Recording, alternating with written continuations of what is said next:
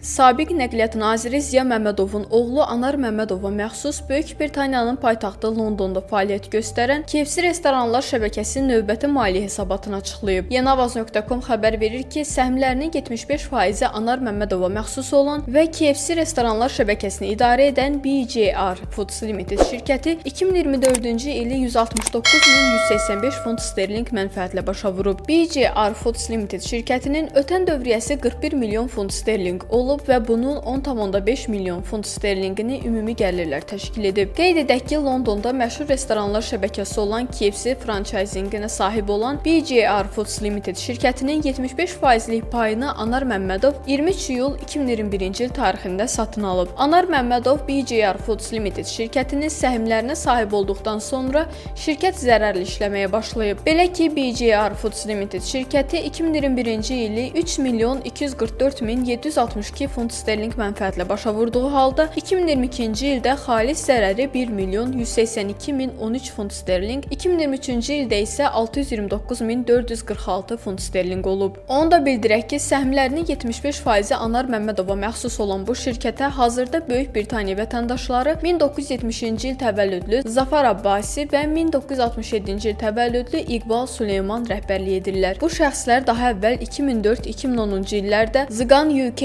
Ltd şirkətinə rəhbərlik ediblər. Məlum olduğu kimi, Azərbaycanda fəaliyyət göstərən Zıqan Holding Anar Məmmədova məxsus olub. Zıqan adı da sabiq nazirin özünün və ailə üzvlərinin adının baş hərfləri əsasında yaradılıb. Xatırladaq ki, Bakıda fəaliyyət göstərən KFC restoranları da vaxtilə Anar Məmmədova məxsus Zıqan Holdingə bağlı olub. Zıqan Holding 2013-cü ildə adını dəyişərək Qarant Holding olub. 2017-ci ildə Ziya Məmmədov nazir vəzifəsindən azad edildikdən sonra KFC restoranları vaxtilə Fövqəladə Hallar naziri Kəmaləddin Heydarovun oğlanlarının rəhbərlik etdiyi Gilan Holdingin tərkibinə daxil edilib.